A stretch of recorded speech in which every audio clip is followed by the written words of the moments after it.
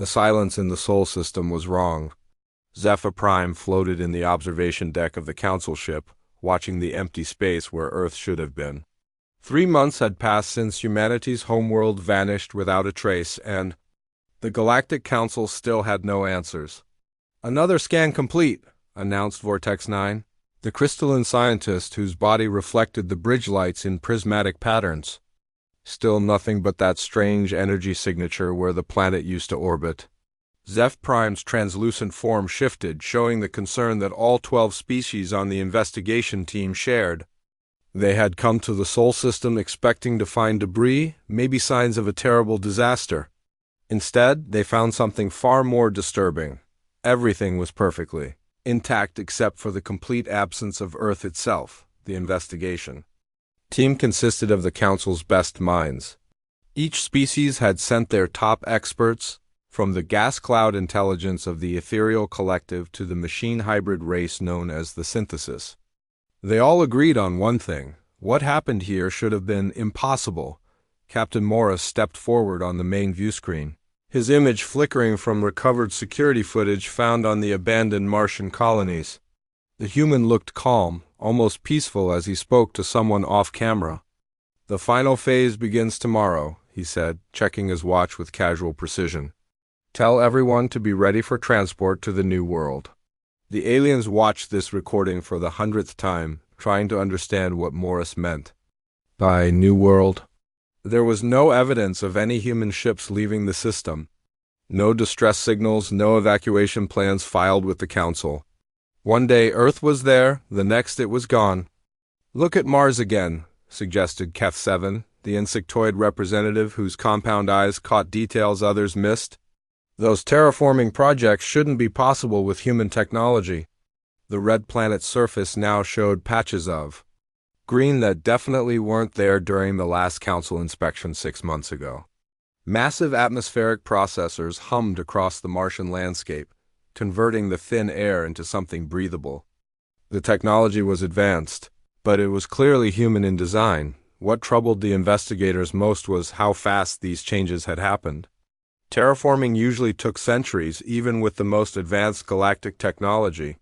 Yet humans had apparently transformed Mars in less than a year, all while keeping it secret from their Council allies. Jupiter's moons presented an even bigger mystery. Europa, Ganymede, and Io had been converted into enormous industrial complexes that gleamed with structures the aliens couldn't identify. The engineering was beyond anything humanity had ever demonstrated, yet the architectural style was unmistakably human. "These facilities could have built 1,000 ships," muttered Nex Prime, the amphibious engineer whose species specialized in large-scale construction. "But where are they? Where did everyone go?" The answer seemed to lie in the quantum readings.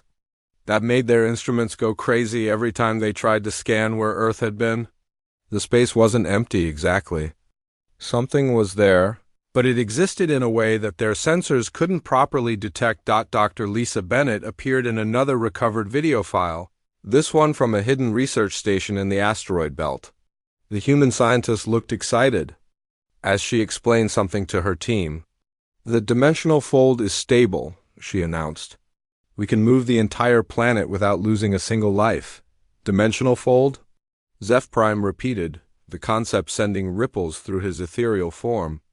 They were experimenting with space-time manipulation. The idea was terrifying. Moving objects through folded space was theoretical at best, and attempting it with something as large as a planet should have resulted in catastrophic failure. Yet the humans had apparently succeeded where the greatest minds in the galaxy had never dared to try. Investigation of the abandoned human facilities revealed technology that shouldn't have existed. Hidden laboratories contained equipment that combined alien designs with innovations the Council had never seen. Computer cores held research data that showed humans had been working on projects far beyond their supposed technological level. Commander Ryan Foster's personal logs painted a picture of a species that had been planning something enormous. "Phase 1 complete," he recorded just days before Earth's disappearance. "All citizens are prepared for relocation. The New World awaits." But what New World? The aliens had searched every nearby system and found no trace of human presence. It was as if 8 billion people had simply vanished from the universe. The truth began to emerge when they discovered the monitoring stations. Hidden throughout the Sol system were sophisticated observation posts that were still active, still recording everything the investigation team did. The technology was human, but it was so advanced that the aliens had completely missed it until... "Now, someone's watching us," Vortex 9 announced, his crystalline structure pulsing with alarm. "These devices have been recording our every move since we arrived." The implications hit the team like a physical blow. If humans could hide this technology so completely, what else might they be capable of? How long had they been secretly developing? Capabilities far beyond what they had shared with the galactic community? Agent Tony Clark stepped out of a cloaked facility near Ceres, his appearance shocking the alien investigators who thought they had searched every inch of the asteroid belt. The human looked tired but satisfied as he approached their ship-in. A small craft that materialized from nowhere. "I've been waiting for you to find those monitoring stations," Clark said over the communication channel. "My name is Tony Clark, and I volunteered to stay behind to answer your questions." The admission that humans had been hiding among them for months sent panic through the investigation team. If this one human could remain undetected, how many others might still be watching from the shadows? Clark's craft docked with the council ship, and the human stepped aboard with the confidence of someone who held all the answers. He was middle-aged, wearing a simple uniform that somehow looked more advanced than anything the aliens had seen. "Where is Earth?" Zeph Prime demanded, his ethereal form crackling with barely contained energy. Clark smiled, an expression that didn't reach his eyes. "That's a very good question," he replied. "But first, you need to understand that everything you think you know about humanity is wrong." The investigation team gathered around the human, 12 different species united in their need to understand what had happened to Earth, and why they had been so completely fooled about human capabilities. "We didn't disappear," Clark continued, settling into a chair that adjusted automatically to his physiology. "We evolved." Tony Clark walked through the council ship with the ease of someone who belonged there. The alien investigators followed him, their various forms of movement creating a strange parade through the corridors. None of them could shake the feeling that this human knew far more than he was letting on. "Your databases," Clark said, stopping at the main computer terminal. "I need to show you something that will change how you see everything." Zephyr Prime floated closer, his ethereal form pulsing with suspicion. "What makes you think we'll give you access to our systems?" Clark smiled and placed his hand on the terminal. The screen immediately came to life, displaying files that should have been impossible for him to access. "Because I already have it," he replied. "We've had access to council systems for decades." The revelation sent shock waves through the investigation team.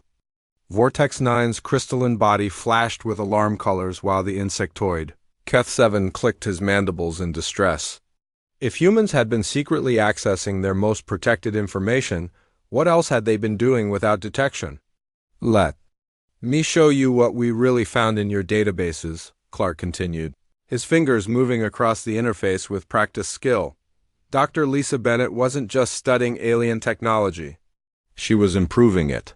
The screen filled with technical diagrams that made even the advanced alien minds struggle to understand. The designs showed human modifications to ethereal energy systems, improvements to synthesis mechanical interfaces, and upgrades to crystalline computational matrices that shouldn't have been possible. "Your species each developed amazing technologies," Clark explained as the images scrolled past. "But you all stayed in your lanes. Ethereals worked with energy, synthesis focused on mechanics, crystallines handled computation. You never thought to combine them." Dr. Lisa Bennett appeared in a video file, her laboratory filled with devices that combined technologies from a dozen different species.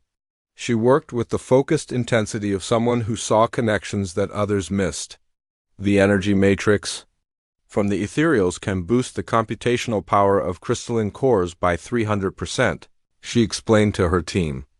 And if we add synthesis mechanical precision, we can build something none of them imagined.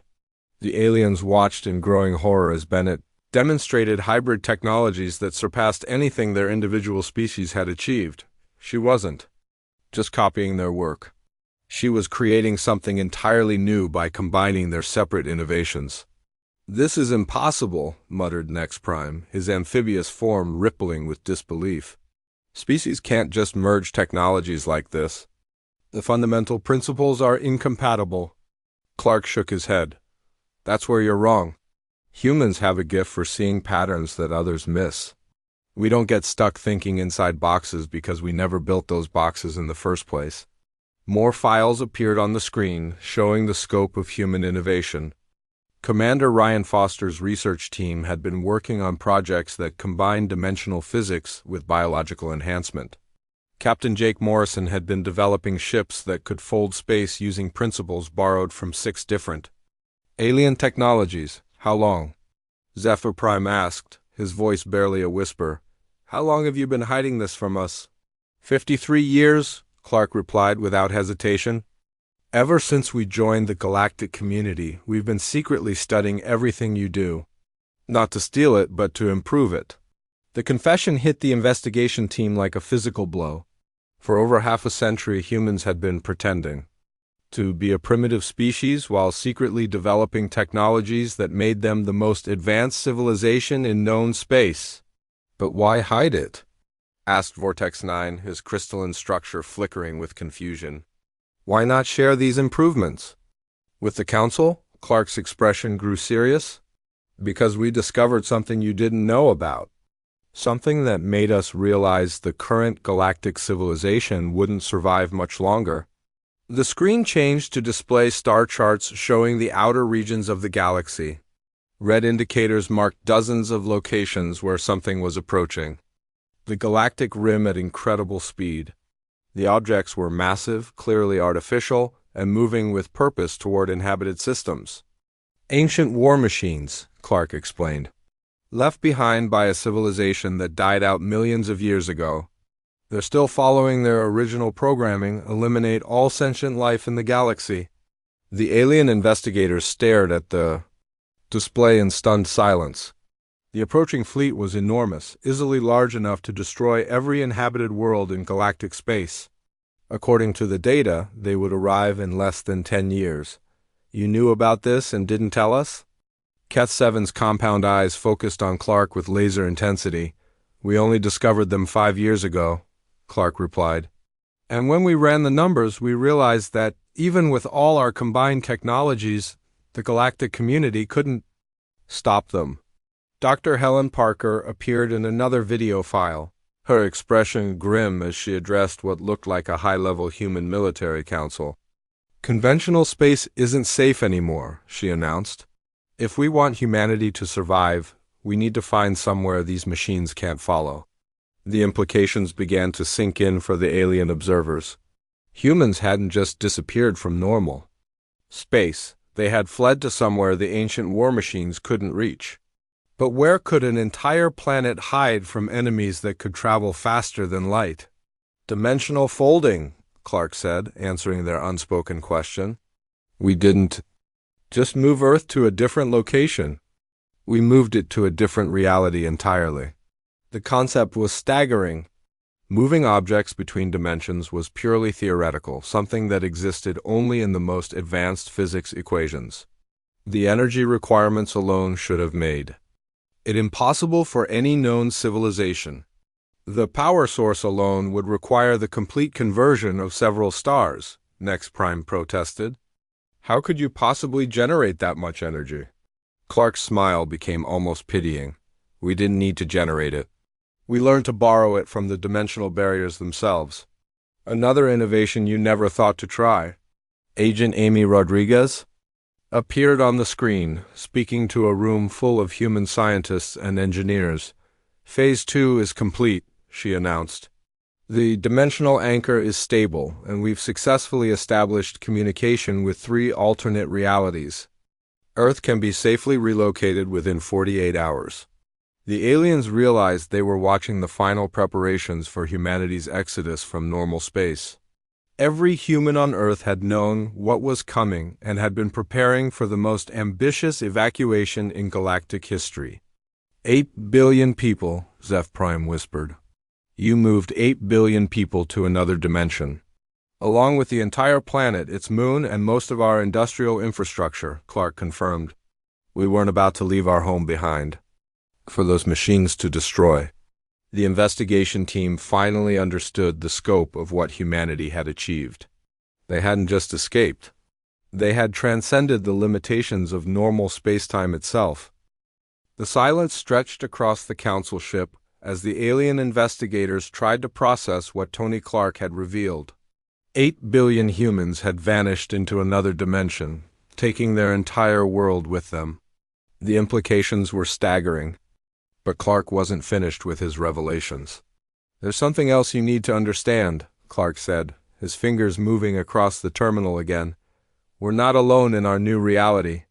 The screen displayed images that defied everything. The aliens thought they knew about physics. Earth hung in space exactly as it always had, but now it was surrounded by structures that seemed to bend light around themselves. Massive orbital platforms floated in impossible configurations, connected by streams of energy that pulsed with colors that shouldn't exist. The dimension we moved to has different physical laws, Clark explained. Energy works differently there. Matter behaves in ways that would be impossible here. We didn't just escape to safety. We upgraded our entire existence. Dr. Helen Parker appeared in a new video transmission, but something was different about her appearance. She seemed more vibrant, more alive than any human the aliens had ever seen. Behind her, through a window, they could see Earth's surface covered in cities that glowed with soft light. Day 7 in the new reality, Parker reported. The dimensional transition was more successful than we hoped. The enhanced physics here allow for technologies we never dreamed possible. Energy conversion is nearly perfect, and we've discovered that consciousness itself can interface directly with matter. Vortex 9's crystalline form flickered with alarm. Consciousness interfacing with matter? That's not science. That's magic. Clark shook his head. It's science you don't understand. Yet. In baseline reality, thought and matter are separate. In our new dimension, they're connected. Humans can literally think things into existence if they have the right training. The concept was so alien that even the advanced species on the investigation team struggled to grasp it. They were used to technology requiring physical interfaces, energy sources, and mechanical components. The idea that thoughts alone could manipulate reality was beyond their understanding. Show them the construction projects. A familiar voice said from behind the group. The aliens spun around to see a woman materializing out of thin air. She appeared gradually like someone stepping through an invisible doorway, until she stood fully formed in the middle of the room. Her clothes seemed to be made of light itself, shifting and flowing with each movement. This is Agent Lisa Davis, Clark introduced. She's here through dimensional projection. Her actual body is still on Earth in our new reality. Davis smiled at the shocked faces around her. The dimensional barriers are thinner here in the Sol system, she explained. We can project our consciousness across realities for short periods. The alien investigators backed away from Davis, their various forms of expression showing universal fear. Zeph Prime's ethereal body crackled with defensive energy while Keth Seven's compound eyes darted around looking for escape routes. Don't be afraid, Davis said, her voice carrying a strange harmonic quality that seemed to come from everywhere at once. We're still human. We're just human with capabilities you haven't seen before. She gestured to the main screen, which now showed construction projects on the transformed Earth. Entire cities were being built in minutes, and their structures growing from the ground like living things. Humans walked among these construction sites, their thoughts apparently directing the building process without any visible tools or machinery. The enhanced physics allow us to manipulate matter at the quantum level, Davis explained. We can restructure atoms just by focusing our consciousness in the right way. Building becomes as easy as imagining what you want to create. Commander, Brian Collins appeared on the screen, standing in what looked like a massive laboratory. Around him, human scientists were working with equipment that defied description. Glowing spheres of energy floated freely through the air while complex. Machinery assembled itself according to mental commands. Resource scarcity is no longer a problem, Collins reported. We can convert basic matter into anything we need. Food, shelter, technology, art, everything can be created from raw materials using directed consciousness. The aliens watched in stunned silence as humans on the screen created objects from nothing more than focused thought. A woman gestured at empty air and produced a complex piece of machinery. A man concentrated on a barren patch of ground and caused a garden to spring into life. This violates every known law of physics, protested Next Prime, his amphibious form rippling with distress. It violates every law of physics that applies in your reality, Davis corrected. But we're not in your reality anymore. We've moved to a place where different rules apply? Agent Kevin Harris joined the transmission from what appeared to be a space station orbiting the transformed Earth. Behind him, through transparent walls, the aliens could see structures that seemed to exist in multiple dimensions simultaneously.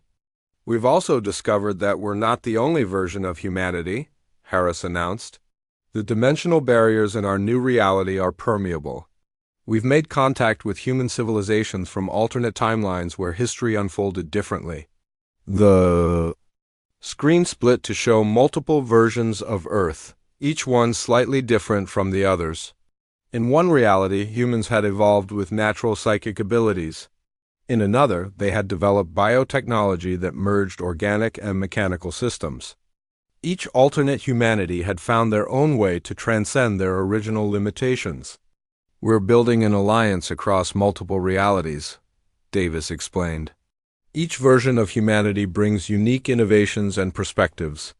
Together, we're creating something that no single reality could achieve alone. Captain Jenny Wilson appeared from yet another alternate Earth, her appearance subtly different from baseline humanity. Her eyes glowed with inner light, and her movements seemed to defy gravity. The Council of Alternate Earths has voted, she announced.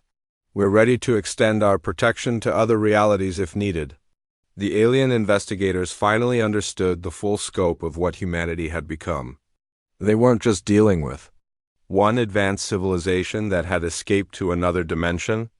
They were facing an interdimensional alliance of human variants, each one possessing capabilities that made them effectively godlike by normal standards. The ancient war machines, Zeph Prime whispered. Can they follow you to these other realities? Davis's expression grew serious. No, they're bound to baseline physics. But that means they're still coming for everyone who remains in normal space. Clark stepped forward, his expression grave. Which brings us to why we left observers like me behind. We need to decide which species are worth saving. The words hung in the air like a death sentence. Tony Clark watched the alien investigators process what he had just said, their various forms of expression showing universal horror. The humans were deciding which species deserved to survive. The coming apocalypse. You're judging us? Zeph Prime said, his ethereal form crackling with indignation.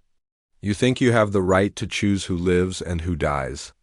Lisa Davis, still projecting from her dimensional reality, shook her head. Slowly. We're not judging you.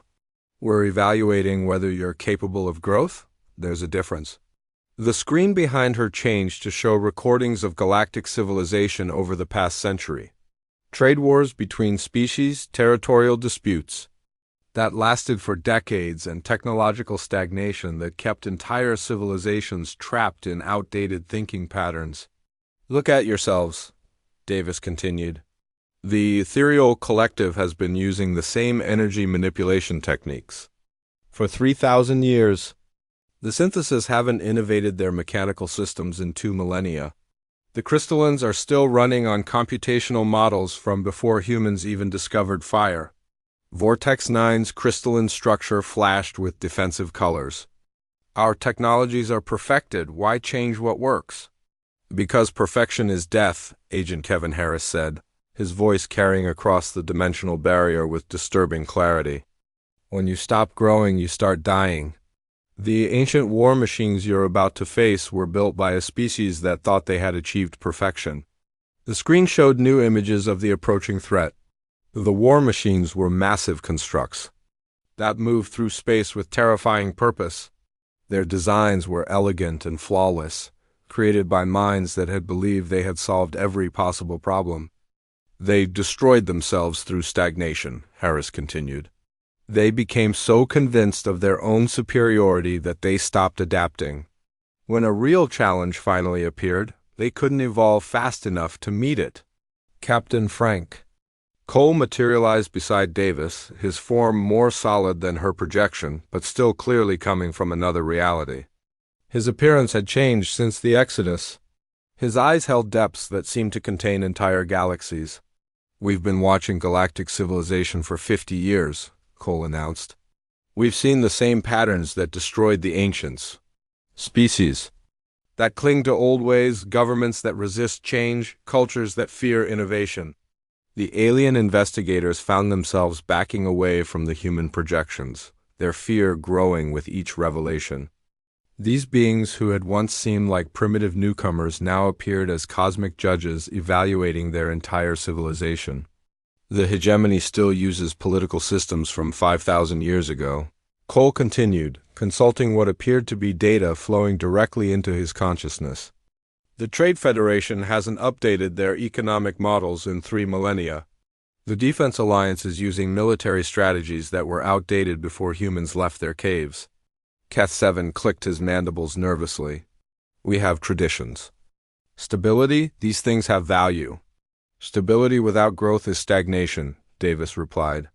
"And stagnation is what killed the ancients. Their war machines are coming to finish what their creators started, the elimination of all life that can't evolve." Agent Amy Rodriguez joined the projection, her form shimmering as she stepped through what looked like a doorway made of pure light. Behind her, the aliens could see glimpses of the transformed Earth where impossible technologies were as common as trees. "We ran the calculations," Rodriguez announced. "With current galactic technology and social structures you have a 12% chance of surviving the ancient fleet. Those odds drop to 3% if you try to fight them using conventional military thinking." The numbers hit the investigation team like physical blows. Even combined, all the species in galactic civilization would be helpless against the approaching threat. Their advanced technologies and proud traditions would mean nothing against enemies designed to eliminate stagnant civilizations. "But there is another option," Cole said, his expression growing more serious. "Join us in the new reality. Learn to grow beyond your current limitations.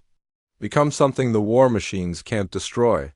Commander Jenny Wilson appeared from her alternate timeline, her glowing eyes focusing on each alien in turn. "We've seen it work in other realities. Species that embrace change and growth can transcend their original limitations. Those that refuse to adapt become extinct." The screen showed examples from alternate timelines where different species had made the transition to enhanced realities. In one dimension, the crystallines had learned to grow beyond pure computation into something approaching artificial telepathy. In another, the ethereals had evolved past energy manipulation into direct reality control. "The choice is yours," Davis said, her projection beginning to fade as the dimensional connection weakened. "Evolve with us or face extinction alone." General Mike Turner materialized as Davis disappeared, his military bearing somehow enhanced by his dimensional transformation. "We're not asking you to abandon who you are. We're asking you to become who you could be." The alien investigators looked at each other with growing desperation. Everything they had believed about their place in the universe was crumbling around them. They were no longer the advanced civilizations they had thought themselves to be. They were primitives being offered salvation by beings they had once considered inferior. "How?" Nex Prime asked, his amphibious form rippling with emotion. "How do we even begin to make such a change?" Turner smiled, and for a moment he looked almost like the baseline human they remembered from council records. "The same way we did. Start by admitting that everything you think you know might be wrong." Agent Tom Baker joined the projection, carrying what appeared to be a device made of crystallized thought. We've prepared transition protocols for each species. The process isn't easy, but it's possible for those willing to try. Clark stepped forward, speaking for the first time in several minutes. My job here is almost finished.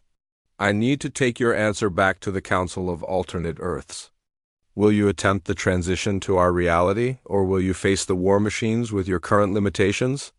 The weight of the decision settled over the investigation team like a crushing force. They weren't just choosing for themselves, but for their entire civilizations. The old galactic order was ending whether they liked it or not. The only question was whether they would evolve or become extinct. ZEP Prime floated closer to the human projections, his ethereal form pulsing with desperate hope. If we agree to try, what guarantee do we have that we'll survive the transition? Cole's expression softened slightly. The same guarantee we had when we made the leap ourselves, none at all. But the alternative is certain death when the war machines arrive.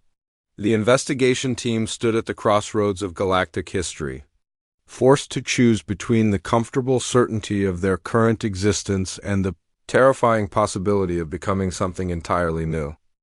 6 months had passed since the investigation team returned to the Galactic Council with their impossible report. The grand chamber that had once echoed with confident debates now buzzed with desperate whispers and panicked discussions. Everything the council members had believed about their place in the universe had been shattered by the truth about humanity's disappearance. Chancellor Vex Omega of the hegemony stood at the central podium, his usual commanding presence replaced by barely controlled fear. Around him, representatives from hundreds of species argued about what to do with the knowledge that their entire civilization was being judged by beings they had once considered primitive newcomers to galactic society. The humans have given us an ultimatum, Vex Omega announced, his voice cutting through the chaos. Evolve or face extinction when the ancient war machines arrive. Many of our member species are already attempting their own dimensional transitions. The Great Hall fell silent as the implications settled over the assembled delegates. 3 major species had already begun evacuation procedures, trying to copy humanity's dimensional folding technology with mixed results. The Ethereal Collective had managed to move 2 of their smaller colonies to parallel dimensions, but the synthesis had lost an entire world when their attempt failed. Catastrophic ally. CEP8 Prime floated forward, his ethereal form still showing the strain of his encounter with the transformed humans. The transition protocols they provided are beyond our current understanding. We're trying to perform surgery with stone tools while they work with instruments we can't even see. The investigation team had become reluctant experts on humanity's new capabilities, forced to explain concepts that challenged everything the Council thought they knew about physics and consciousness. Their reports read like fantasy novels, full of descriptions of matter responding to thoughts and energy that obeyed mental commands rather than scientific laws. How many have we lost so far? Asked Next Prime, his amphibious form rippling with distress. 47 colonies across 12 species, Vortex 9 reported, his crystalline structure flickering with each tragic number. Most attempts at dimensional folding result in complete molecular dissolution. The few successful transitions have produced realities where our people can barely survive. The truth was becoming clear to everyone in the chamber. Copying humanity's achievement wasn't just difficult. It was nearly impossible without the unique mental flexibility that humans seem to possess naturally. Other species could follow the technical steps, but they lacked the intuitive understanding needed to make the process work safely. A new presence materialized in the center of the chamber, causing immediate panic among the assembled delegates. Dr. Kevin Harris stepped through what appeared to be a doorway made of folded space, his transformed appearance serving as a stark reminder of how far humanity had evolved beyond their origins. The Council of Alternate Earths has made their decision, Harris announced, his voice carrying harmonics that seemed to resonate in dimensions the aliens couldn't perceive. We're extending our protection to those species that show genuine potential for growth. Behind him, other human figures began to appear through dimensional gateways. Captain Jenny Wilson from her alternate timeline, General Mike Turner with his enhanced military bearing, and dozens of other humans representing different versions of their species across multiple realities. The selection process is complete, Wilson continued, her glowing eyes scanning the assembled delegates with disturbing intensity. We've identified 17 species that demonstrate the cognitive flexibility needed for successful transition to enhanced realities. The announcement sent shock waves through the chamber. Out of the hundreds of species in galactic civilization, humanity had deemed only 17 worthy of salvation. The implications were staggering and terrifying. Chancellor Vex Omega stepped forward, his political instincts warring with his growing desperation. What about the others? What happens to the species you haven't selected? Turner's expression remained impassive.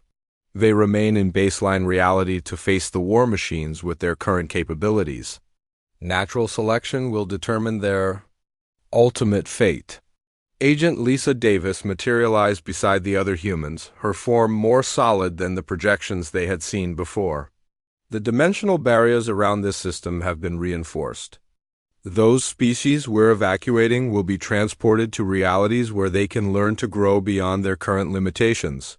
The process was already beginning. Around the chamber, members of the selected species started to glow with strange energies as human technology began the transition process. The ethereal collective representatives dissolved into streams of pure consciousness that flowed toward dimensional gateways. Several crystalline delegates began reshaping themselves into forms that could exist in enhanced realities. "This is madness," protested a delegate from one of the rejected species. "You can't just decide who lives and who dies based on your arbitrary judgments." Commander Brian Collins stepped forward, his presence radiating an authority that made the alien delegate back away. "We're not deciding anything. We're offering evolution to those capable of accepting it. The choice to remain stagnant has always been yours." The truth was becoming undeniable. Humanity hadn't just escaped from normal space. They had become something approaching cosmic gardeners, cultivating species that showed potential while allowing others to face the natural consequences of their limitations. As the evacuation continued, the chamber began to empty of those species deemed capable of growth. The remaining delegates watched in horror as their former allies disappeared into dimensional gateways, leaving them to face an uncertain future in a universe that no longer recognized their achievements. The ancient war machines will arrive. "In 7 years," Harris announced to those who remained. "You have that long to prove that we were wrong about your limitations." One by one, the human figures began to fade as their dimensional projections ended. The last to disappear was Tony Clark, the observer who had started this chain of revelations in the Sol system. "Remember," Clark said as his form began to dissolve, "evolution is always possible for those willing to abandon what they think they know about themselves." The great chamber fell silent as the remaining species contemplated their fate. Above them, through the transparent dome that crowned the council building, they could see stars that no longer seemed friendly or familiar. Somewhere out there, ancient machines were approaching with the patience of entities that had been traveling for millions of years. The age of the old galactic civilization was ending. In its place, a new cosmic order was emerging under humanity's guidance. Those species that had joined the Exodus would learn to transcend their original limitations and become something greater than they had ever imagined. Those that remained faced the ultimate test of their evolutionary potential. They would either find ways to grow beyond their current limitations or become extinct when the ancient threat finally arrived, the day the Galactic Council realized why Earth was gone had become the day that divided cosmic history into 2 eras. Before humanity's transcendence and after. The universe would never be the same, and the species that survived would be forever changed by their encounter with beings who had dared to evolve beyond the boundaries of normal existence.